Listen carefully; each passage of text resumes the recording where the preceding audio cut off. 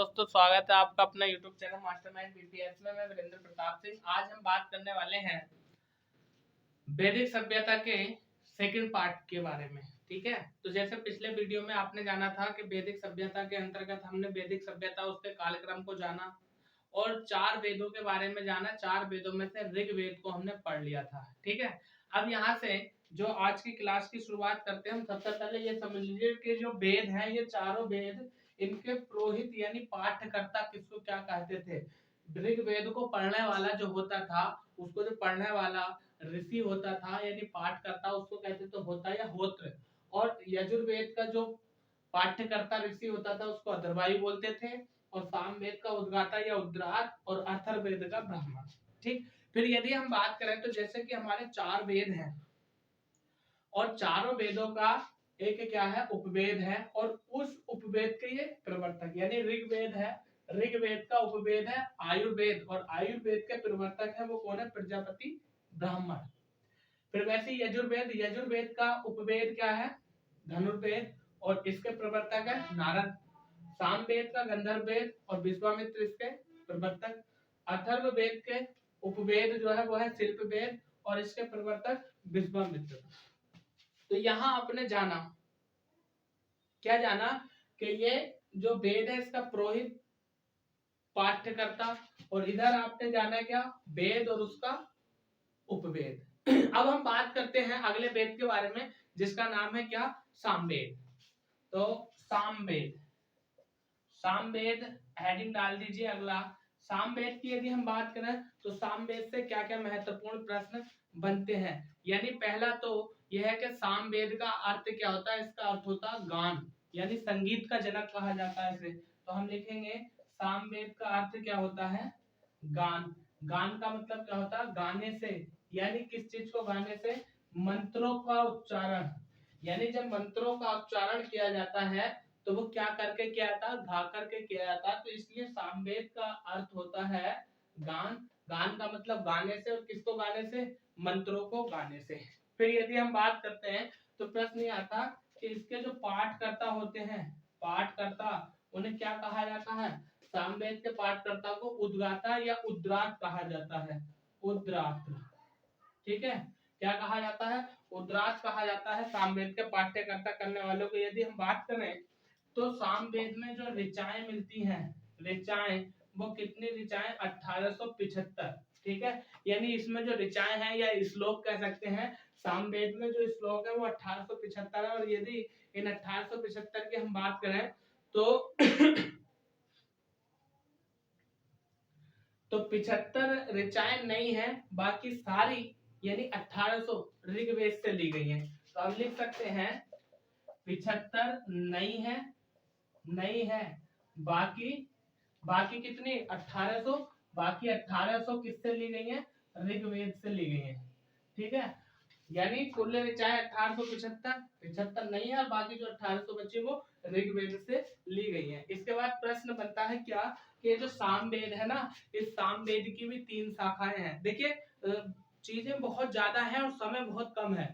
कुछ चीजों को मैं हाथों हाथ यहाँ पर लिखता चला जाऊंगा, कुछ चीजों को बताऊंगा। क्यों, क्योंकि वीडियो काफी लंबा हो जाएगा। और अभी जो है हमने एक ही वेद पढ़ा, 3 वेद बचे, हमें वेद पढ़ने हैं, वेदांग पढ़ने हैं, उपनिषद पढ़ने हैं। ठीक है ना, और क्या बोलते हैं, ब्रह्मास्त्र यानी कह सकते हैं जीवनी के बारे में पढ़ना, फिर आर्यों की सभ्यता के बारे में पढ़ना, आर्यों का जैव मतलब जो है राजनीति के बारे में पढ़ना है, और धार्मिक जीवन के बारे में पढ़ना। तो बहुत ज्यादा है। तो जैसे मैं कुछ चीजों को बताऊंगा, कुछों को लिखूंगा, आप सबको नोट करते चले और जल्दी जल्दी। ठीक है, क्या एक वीडियो आज बनाएंगे, एक पार्ट और बनाना पड़ेगा तभी खत्म होगा। क्या कि जो सामवेद है ना, इसकी 3 शाखाएं, और इन 3 शाखाओं की यदि हम बात करें तो एक का नाम मिलता है कोथिमीय, कोथिमीय, या हम कह सकते हैं कोथुमीप, कोथुमीय। इसकी सामवेद की 3 शाखाएं, नंबर 1 कोथुमीय, और नंबर 2 की हम जैमिनीय, और नंबर 3 के रमणीय। यानी इसकी 3 शाखा, यहाँ पर लिख देता हूं मैं शाखा। नंबर 1 कोथुमीय, कोथुमीय, नंबर 2 जैमिनीय, और नंबर 3 रमणीय। ठीक है, ये 3 शाखाएं मिलती हैं इसकी। और यदि हम बात करें तो यहाँ से सामवेद में जो प्रमुख देवता बताया गया है, सामवेद का प्रमुख देवता बताया गया सविता, या जिसको हम कहते हैं सूर्य। तो यहाँ पर लिख दो प्रमुख देवता, प्रमुख देवता, उसका नाम मिलता है सविता, या हम कह सकते हैं सूर्य। किसका? सामवेद का। फिर एक प्रश्न और है, छूट गया था, मैं बता देता हूँ। क्या जो महर्षि वेद व्यास थे, महर्षि वेद व्यास का शिष्य जो था उसका नाम था जैमिनी। तो चलिए स्क्रीनशॉट ले लीजिए इसका जल्दी से फटाफट, और अगले वेद की तरफ चलते हैं। अगला वेद है हमारा क्या? अथर्ववेद। ठीक है, अगले वेद की बात कर लेते हैं। अगले वेद की यदि हम बात करें तो उसका नाम है यजुर्वेद, यजुर्वेद। अच्छा चलो कोई बात ना, अथर्ववेद को इसके बारे में जान ले, इसके बाद जान लेंगे अथर्ववेद को। पहले यजुर्वेद को जान लीजिए। यजुर्वेद की हम बात करें तो एक शब्द मिलता है इसमें यजुस, और यजुस का अर्थ होता है क्या? यज्ञ।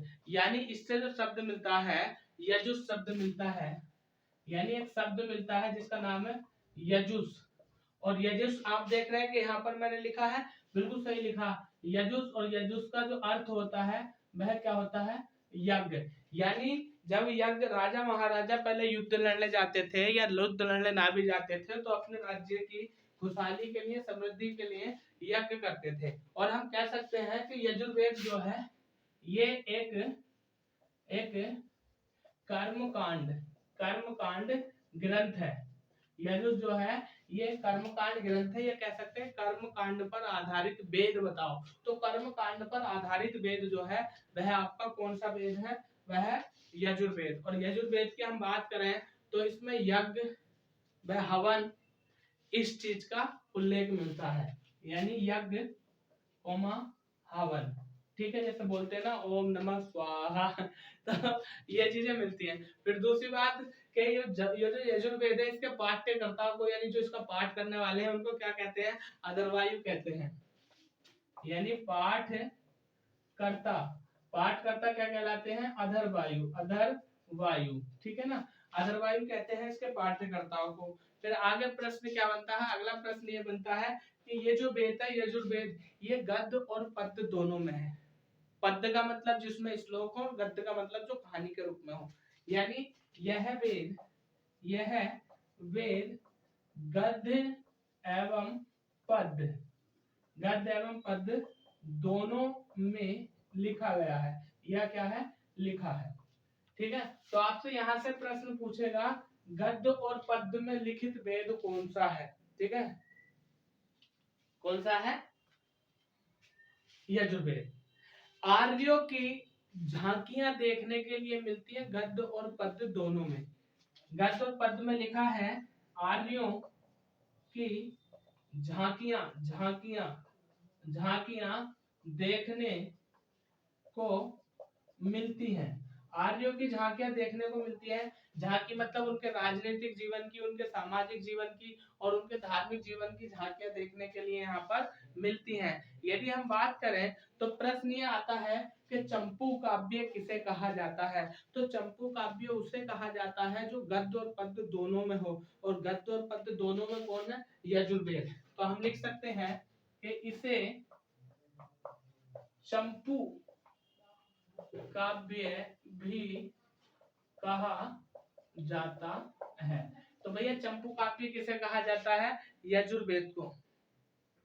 अब यदि हम बात करें तो इसके कई सारे अध्याय हैं, जिनमें एक अंतिम अध्याय को अक्सर पूछ लिया जाता है। यजुर्वेद का जो अंतिम अध्याय है उसका नाम है ईशावास्य, और इस ईशावास्य अध्याय में आध्यात्मिक चिंतन के बारे में बताया गया है। तो लिख रहे हैं हम यजुर्वेद का अंतिम अध्याय अंतिम अध्याय का नाम क्या है? ईशावास्य। इसमें क्या है? आध्यात्मिक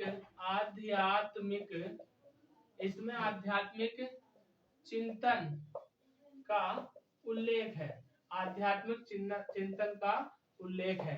किसमें है? ईशावास्य में। और ईशावास्य जो है वो किसका अंतिम अध्याय है? यजुर्वेद का। फिर एक प्रश्न ये बनता है कि जो यजुर्वेद है ना, इसकी दो शाखाएं हैं, और उन दो शाखाओं की यदि हम बात करें तो एक को कहा जाता है शुक्ल यजुर्वेद और एक को कहा जाता है कृष्ण यजुर्वेद। तो हम लिख सकते हैं किसके बारे में, यजुर्वेद के बारे में। इसकी दो शाखाएं, इसकी दो शाखाएं हैं।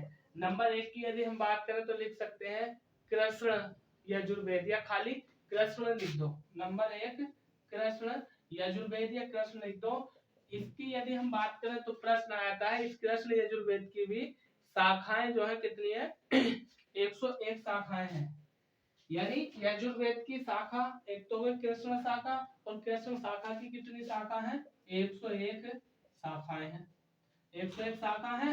और फिर दूसरा बनता है शुक्ल यजुर्वेद। और शुक्ल यजुर्वेद की यदि हम बात करें तो इसमें शाखाएं नहीं है, इसमें अध्याय है। कितने अध्याय हैं 40 अध्याय हैं। देखो दोबारा समझ लो, ये जो यजुर्वेद है ना, इस यजुर्वेद की दो शाखाएं हैं, एक कृष्ण शाखा और एक शुक्ल शाखा। अब कृष्ण शाखा की 101 शाखाएं और हैं, शुक्ल शाखा की शाखा नहीं है, शुक्ल के अध्याय हैं। कितने अध्याय हैं 40 अध्याय हैं। अब यहाँ से एक प्रश्न ये बनता है कि जो मूल शाखा है, जो मूल शाखा है यजुर्वेद की वो कौन सी है, तो मूल शाखा है शुक्ल शाखा। तो हम लिख सकते हैं यह मूल शाखा है। देखिए मैं थोड़ा जल्दी इसलिए कर रहा हूँ क्योंकि चीजें बहुत ज्यादा है, मैं सोच रहा हूँ थोड़ी इस वीडियो में कवर कर लें और बाकी अगले वीडियो में हम इसका पूरा समापन कर देंगे। ठीक है, स्क्रीनशॉट लो जल्दी से।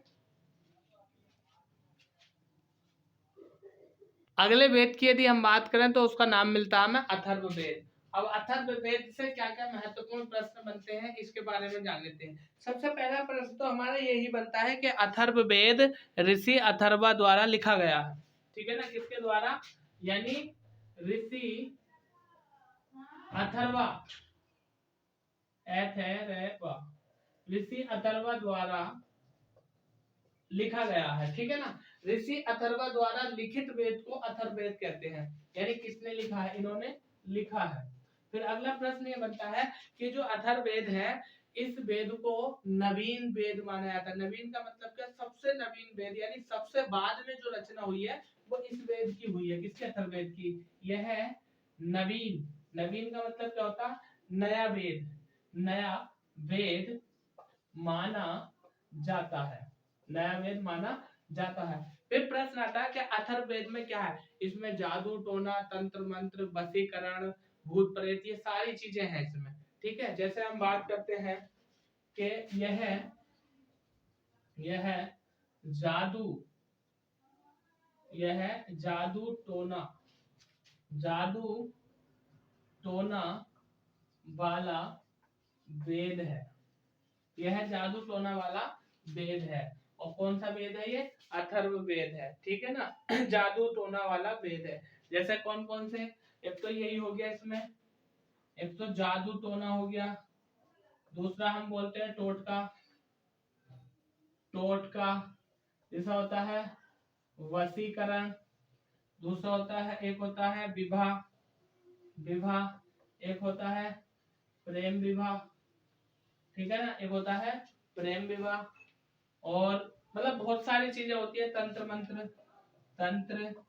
मंत्र पूजा, ये सारी चीजें होती है जो आजकल भगत लोग करते हैं ना, जादू टोना तंत्र मंत्र की विद्या किसी में भूत छोड़ दिया है ना, तो जो आज के भगत लोग करते हैं वो सारी चीजें का उल्लेख जो मिलता है वो किसमें मिलता है, अथर्ववेद में मिलता है। फिर हम बात करते हैं कि इसमें कांड है, कांड का मतलब आप कांड गलत मत समझ जाना कि कांड कर दिया।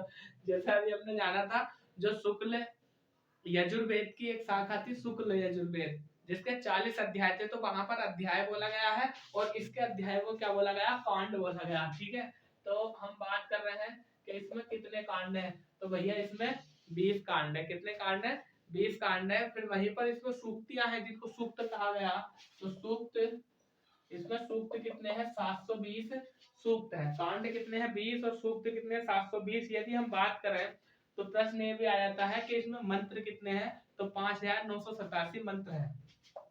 मंत्र 5987 क्या है इसमें, मंत्र है। फिर बात करते हैं तो एक प्रश्न ये भी आ जाता है कि इस यजुर्वेद में सभा और समिति को प्रजापति की दो पुत्रियां कहा गया है।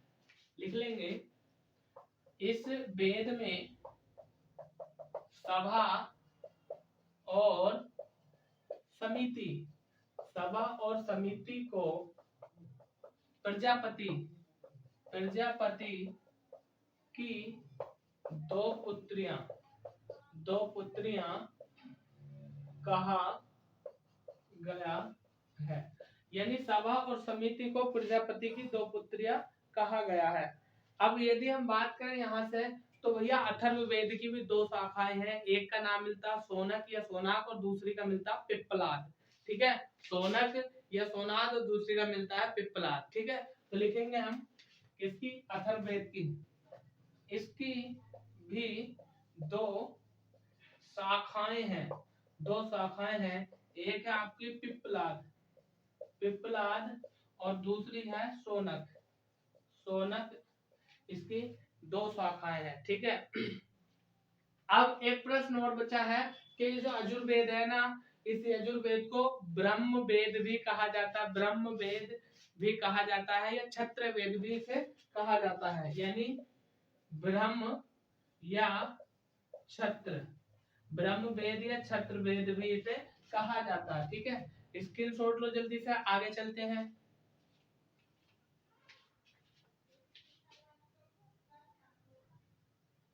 अब एक प्रश्न ये बनता है कि जो चार वेद हैं, इन चारों वेदों को मिलाकर के क्या कहा जाता है? तो चारों वेदों को कहा जाता है संहिता। ठीक है ना, जैसे महाभारत का नाम मिलता है जय संहिता, वैसे ही चारों वेदों को मिलाकर कहा जाता है संहिता।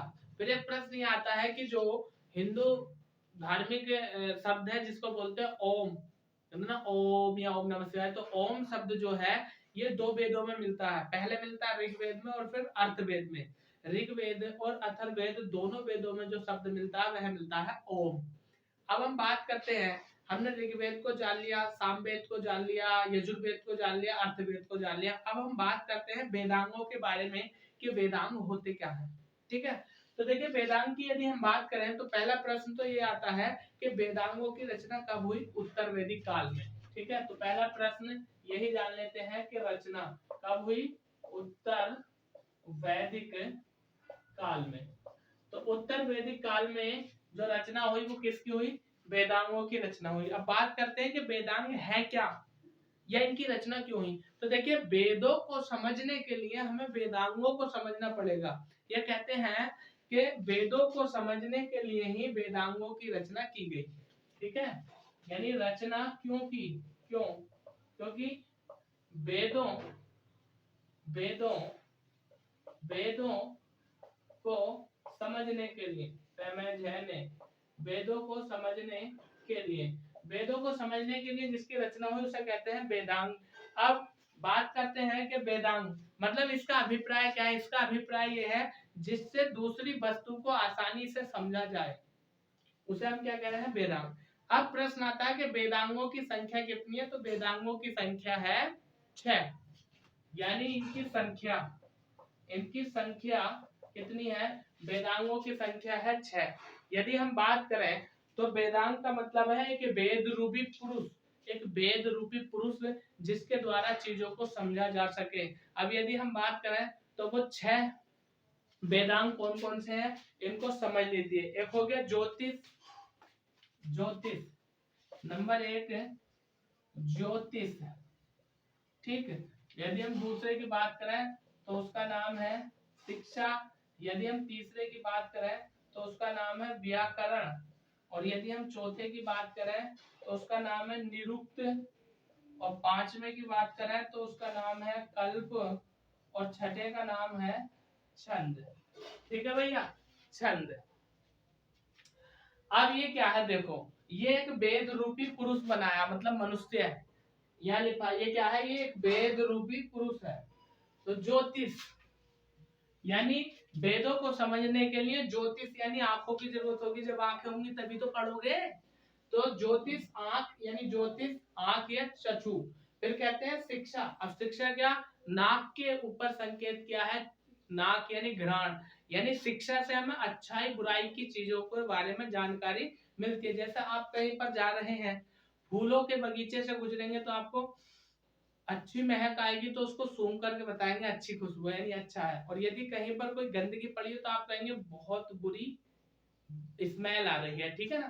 तो दूसरा शिक्षा। तीसरा मुंह। मुंह का मतलब क्या है? व्याकरण, यानी जब आपको किसी चीज को देखोगे फिर उसकी शिक्षा ग्रहण करोगे तो उसके बारे में जो बखान करोगे बताओगे तो मुंह से बताओगे, व्याकरण। फिर जब उसको बताओगे तो किसी के द्वारा सुन भी सकते हो या कोई और व्यक्ति भी उसको सुनेगा तो वो किससे सुनेगा? निरुक्त। निरुक्त का अर्थ है यहाँ से कर्ण या कान। और फिर बाद में उसको लिखोगे भी, या तुम्हारी कही हुई बात को, जैसे आप मेरी कही हुई बात को लिख रहे हो तो कैसे लिखोगे? कल्प मतलब हस्त या हाथ। और फिर पैर का मतलब क्या है? पाद या पैर मतलब छंद, ठीक है। तो ये सारी बातें हुई हमारी वेदांत के बारे में। इसका स्क्रीनशॉट लो जल्दी से, आगे चलते हैं, ठीक है।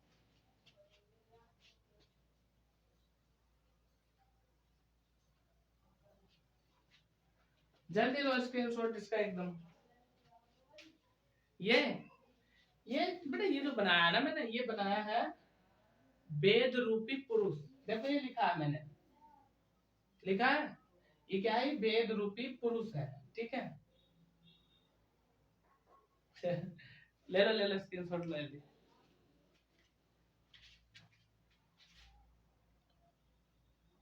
अब देखिए यहाँ से एक प्रश्न ये बन जाता है कि भैया मतलब श्रुति किसे कहते हैं? चलिए इसके बारे में जान लेते हैं हम। श्रुति किसकी बात कर रहे हैं? हम श्रुति की बात कर रहे हैं, ठीक है। श्रुति। देखिए श्रुति की यदि हम बात करें तो हम इसको बोल सकते हैं क्या? सुनना। क्या बोल सकते हैं? श्रुति को बोल सकते हैं सुनना। अब यदि हम बात करें तो इसका अर्थ क्या है? इसका अर्थ है, श्रुति का अर्थ है वेदों को सुनना। यानी आप वेदों को सुनो और वेदों की बातों पर अमल करो, तो इसको कहा है श्रुति। या दूसरे शब्दों में ये कहते हैं कि वेदों को सुनो और सुन करके एक पीढ़ी से अगली पीढ़ी से अगली पीढ़ी से अगली पीढ़ी में इनकी चर्चा के बखान को करना, उसको कहा गया क्या? श्रुति, ठीक है। मैं एक बार फिर बता रहा हूँ, श्रुति का मतलब क्या है? एक पीढ़ी से दूसरी पीढ़ी में सुनकर हस्तांतरित करना, उसको कहा गया श्रुति, ठीक है। इसलिए प्रश्न ये भी बनता है कि वेदों को श्रुति कहा जाता है, यानी वेदों को श्रुति श्रुति भी कहा जाता है, कहा जाता है। अगले यदि हम बात करें तो ये तो हो गया श्रुति। थोड़ी सी बात कर लेते हैं हम स्मृति के बारे में। स्मृतियां किसे कहते हैं, ठीक है ना। स्मृतियां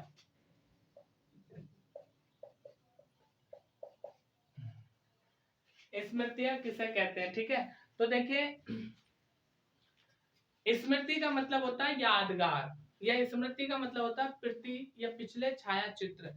दूसरे शब्दों में हम कहें तो कुछ बातों को यादगारी के रूप में लिखना और उनको लोगों तक सजीव रखना। फिर प्रश्न यहाँ से क्या बनेगा? अनुश्रुति के संदर्भ में एक प्रश्न ये बनता है कि वेदों को अनुपूरक ग्रंथ कहा जाता है। क्यों कहा जाता है? क्योंकि उसमें स्मृतियां शामिल नहीं है, ठीक है ना। वेदों के अनुपूरक ग्रंथ है, यह है वेदों के अनुपूरक वेदों के अनुपूरक यह वेदों के अनुपूरक क्या है? ग्रंथ है। वेदों के अनुपूरक ग्रंथ है। क्यों? क्योंकि इन्हें वेदों में शामिल नहीं किया गया है, ठीक है। आपसे प्रश्न पूछेगा सीधा सीधा कि बताइए वेदों में शामिल किसे नहीं किया गया है? स्मृतियों को शामिल नहीं किया गया है। फिर प्रश्न आता है कि सबसे प्राचीन व प्रमाणिक अनुश्रुति, सबसे प्राचीन व प्रमाणिक स्मृतियां या स्मृति ग्रंथ कौन सा है? तो सबसे प्राचीन स्मृति ग्रंथ जो है उसको बोलते हैं क्या? मनु स्मृति, जिसके लेखक है मनु। और शुंग काल में इस मनु स्मृति की रचना हुई, ठीक है ना। तो हम लिख सकते हैं सबसे प्राचीन स्मृति और उस स्मृति का नाम है मनु स्मृति। और मनु स्मृति के लेखक कौन है? इसके लेखक है मनु, ठीक है भैया। जो सबसे सबसे प्राचीन स्मृति है उसका नाम है मनु स्मृति, और मनु स्मृति के लेखक कौन है? मनु। और इस मनु स्मृति की जो रचना हुई है ना, इसकी रचना किस काल में हुई है? शुंग काल में, शुंग काल। ठीक है, शुंग काल में किसकी रचना हुई है? मनुस्मृति की रचना हुई है। ठीक है, अब हम बात कर लेते हैं अरण्यकों के बारे में कि अरण्यक है क्या। तो अरण्यक का मतलब शाब्दिक अर्थ होता है वन। ठीक है, यानी वनागमन को जाना या वनागमन करना, जिसको हम बोलते हैं क्या? अरण्यक बोलते हैं। अब देखिए वनाप्रस्थ शब्द भी आ जाता है, इसका मतलब क्या है? वन में जाकर जो लिखे गए ग्रंथ हैं उनको बोलते हैं अरण्यक। ठीक है, तो इसको भी लिख लीजिए, समझ लीजिए थोड़ा सा, अरण्यक किसे कहते हैं? अरण्यक। ठीक है, इसका अर्थ होता है, क्या होता है? वन। अरण्यक का अर्थ होता है वन, या हम इसको बोल सकते हैं वनाप्रस्थ आश्रम के दौरान, वनाप्रस्थ आश्रम, आश्रम के दौरान लिखे गए ग्रंथ, लिखे गए ग्रंथ। इसका मतलब क्या है? देखो समझ लो, यानी आरण्यक, आरण्यक का मतलब होता है वन या वनाप्रस्थ आश्रम। वनाप्रस्थ आश्रम की यदि हम बात करें तो देखिए आश्रम जो होते हैं ना, चार प्रकार के होते हैं। कौन कौन से होते हैं इनकी हम बात करेंगे। एक होता है बालाश्रम यानी बाल्यावस्था, एक योगाश्रम यौवनावस्था, एक योगाश्रम योग करने का। मतलब चार प्रकार के आश्रम होते हैं। चार प्रकार के आश्रम के अनुसार मनुष्य के जीवन को 100 वर्ष माना गया है और इस 100 वर्ष जीवन को चार भागों में विभाजित किया गया है, और उसी को हम कह रहे हैं, क्या कह रहे हैं? अरण्यक। और अरण्यक का मतलब होता है वनाप्रस्थ आश्रम, मतलब वन को जाने के बाद जब आपने अपना घर त्याग दिया, घर त्यागने के बाद जिन ग्रंथों की रचना हुई उनको क्या कहा गया? अरण्यक कहलाया गया। ठीक है, तो कहते हैं वनाप्रस्थ आश्रम के दौरान लिखे गए ग्रंथ। ठीक स्क्रीनशॉट लो इसका जल्दी से, आगे बात करते हैं। यदि हम बात करें तो देखिए मनुष्य के संपूर्ण जीवन को 100 वर्षों का माना गया है। यानी ये उस समय की बात कर रहे हैं हम, जब हम बात कर रहे हैं किसकी? अरण्यक ग्रंथों की। तो मनुष्य के जीवन को, मनुष्य के संपूर्ण जीवन को 100 वर्ष का मानते हुए उसको चार भागों में विभाजित किया है। जैसे हम बात करते हैं, लिख लेते हैं इस बात को भी, मनुष्य के संपूर्ण जीवन को 100 वर्ष का मानते हुए उसे चार बराबर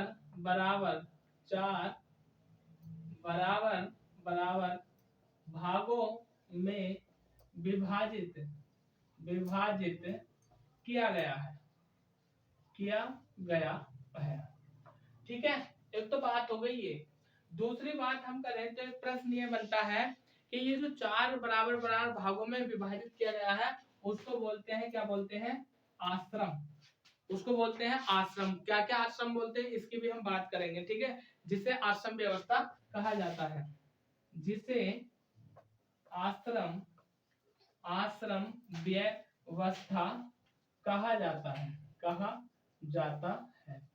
आश्रम व्यवस्था कहा जाता है। प्रश्न बनेगा कि चारों आश्रम व्यवस्था का उल्लेख कहां पर मिलता है? तो चारों आश्रम व्यवस्था का उल्लेख जो मिलता है हमें जाबालो उपनिषद में मिलता है। तो हम लिख रहे हैं चारों आश्रम व्यवस्था का उल्लेख, चारों आश्रम व्यवस्था का उल्लेख जाबालो उपनिषद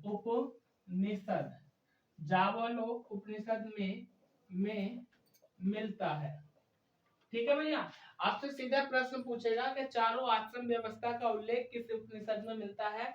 तो ये मैंने लिखा है यहाँ पर, जाबालो उपनिषद में मिलता है आश्रम व्यवस्था का उल्लेख। एक वेरी मोस्ट इंपोर्टेंट क्वेश्चन ये बनता है कि वह कौन सा वेद है जिसका कोई भी अरण्यक ग्रंथ नहीं है। ठीक है, तो अथर्व वेद का कोई भी अरण्यक ग्रंथ नहीं है। इस बात को भी लिख लो। तीसरी बात कि अथर्व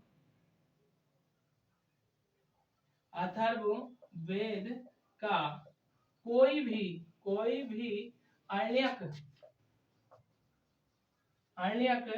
ग्रंथ नहीं है। ठीक है, एक प्रश्न तो बना ही है, जल्दी से छाप लो इसे। आगे हम बात करते हैं अगली क्या, कि चारों आश्रम व्यवस्था है कौन सी। ठीक है, देखो चारों आश्रम व्यवस्था, चारों आश्रम व्यवस्था में हम जान लेते हैं सबसे पहला आश्रम कौन सा होता है। सबसे पहला आश्रम होता है ब्रह्मचार्य आश्रम या बालाश्रम आश्रम। ठीक है ना, पहला होता है ब्रह्मचार्य आश्रम या बालाश्रम। ठीक है ना, ब्रह्मचार्य आश्रम या बालाश्रम आश्रम। यदि हम बात करें तो देखिए बालाश्रम का मतलब है बालक, और ब्रह्मचार्य जिसमें ब्रह्मचार्य का पालन किया जाता है। इस पहले आश्रम के लिए जो 0 से लेकर के 25 वर्ष तक की आयु के व्यक्तियों को रखा जाता था, तो उनके लिए जो आश्रम होता था वो ब्रह्मचार्य आश्रम या जिसे बालाश्रम आश्रम कहा जाता था। ठीक है, तो इसका जो समय होता था वो 0 से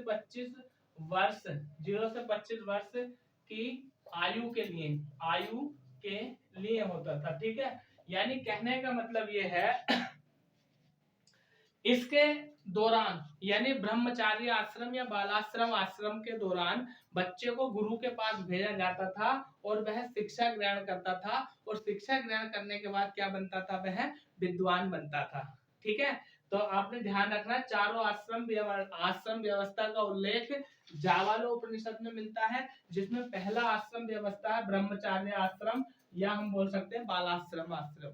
दूसरे की यदि हम बात करें तो दूसरे आश्रम का नाम मिलता है हमें गृहस्थ आश्रम। ठीक है ना, क्या मिलता है, गृहस्थ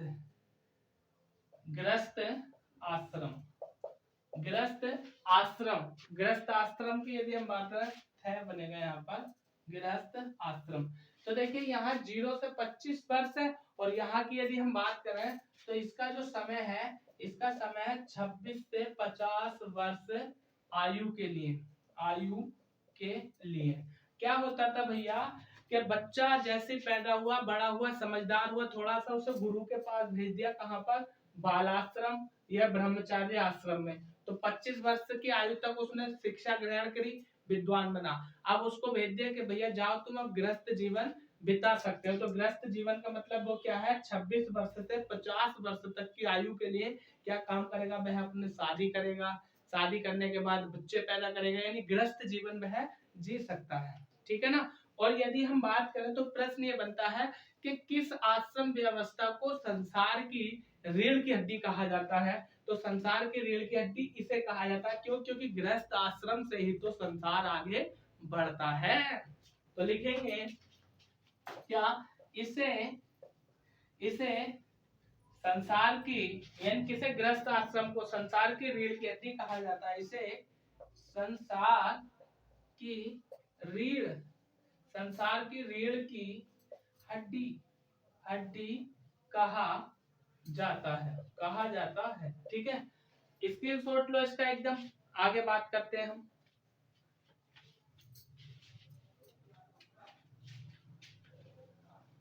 यदि हम बात करें तीसरे आश्रम की, तो तीसरा आश्रम मिलता है हमें संन्यास आश्रम। ठीक है, तीसरे नंबर का आश्रम जो होता है वह होता है संन्यास आश्रम। और संन्यास आश्रम का जो टाइम है, इसका जो टाइम है मतलब समय, वो है इसके बाद शुरू होता है, यानी 51 वर्ष से 75 वर्ष तक।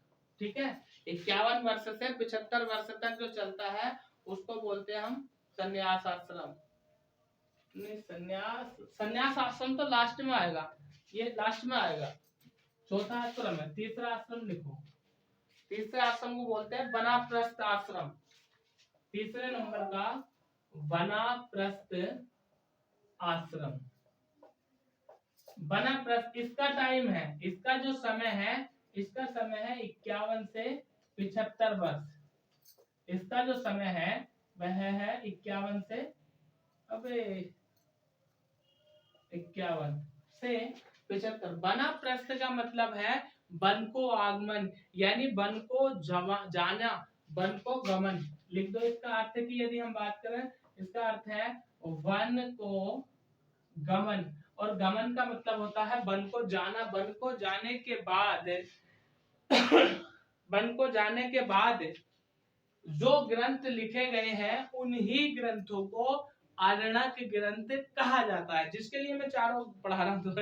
हमने जाना था आरण्यक ग्रंथ किसे कहते हैं, तो कहते हैं वन को जाने के बाद, यानी वन को गमन, वनाप्रस्थ आश्रम, तो वन को जाने के बाद जिन ग्रंथों की रचना हुई है उन्हें ही आरण्यक ग्रंथ कहते हैं। ठीक है, इसके दौरान लिखे गए ग्रंथों को आरण्यक ग्रंथ कहा जाता है। चौथे आश्रम की यदि हम बात करें तो वह है संन्यास आश्रम।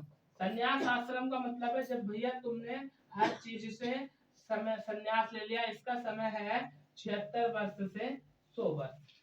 ठीक है, तो चारों प्रकार की आश्रम व्यवस्था मैंने आपको समझा दी है। स्क्रीनशॉट लो जल्दी से इसका।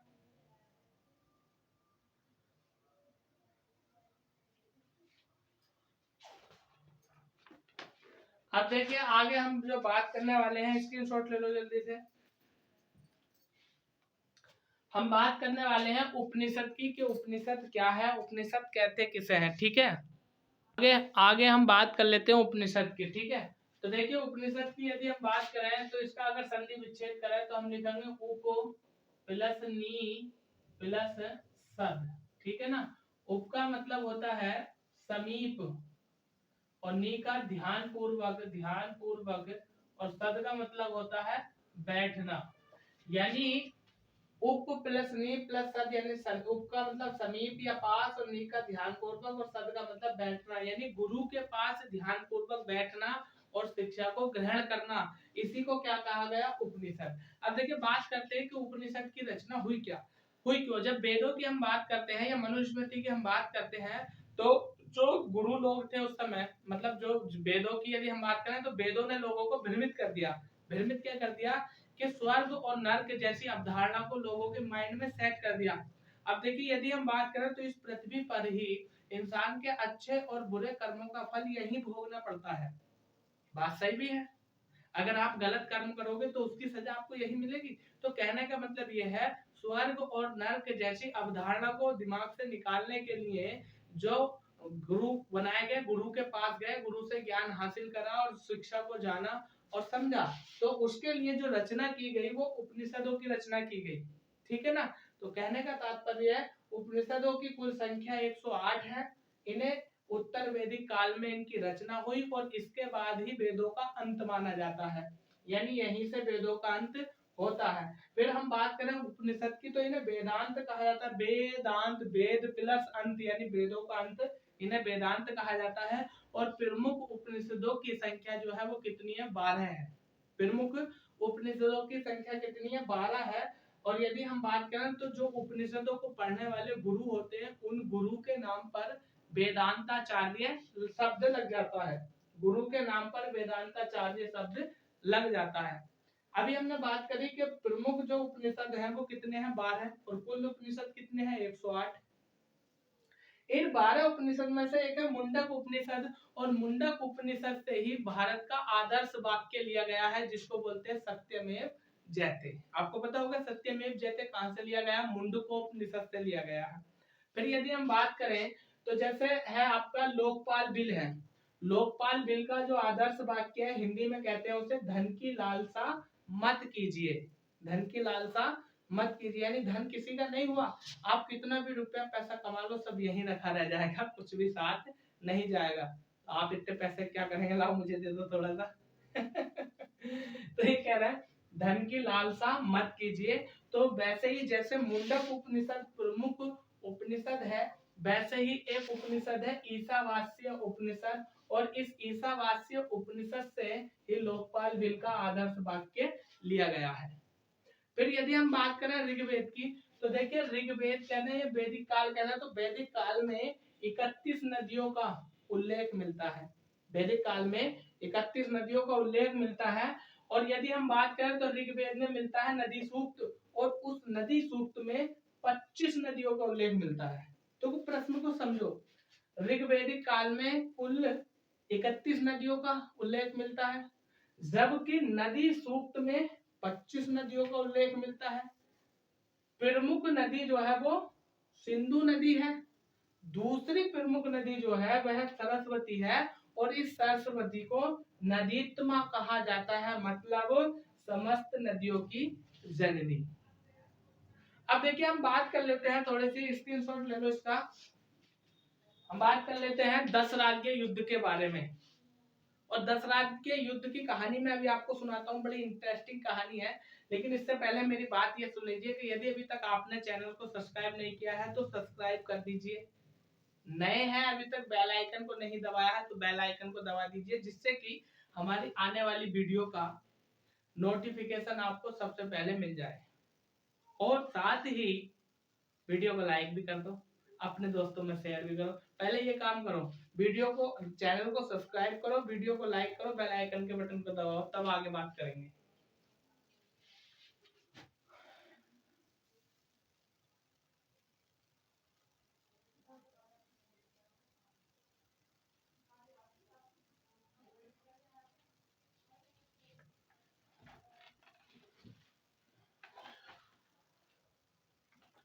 तो उम्मीद करता हूं कि आपने जो है कर दिया होगा ये काम।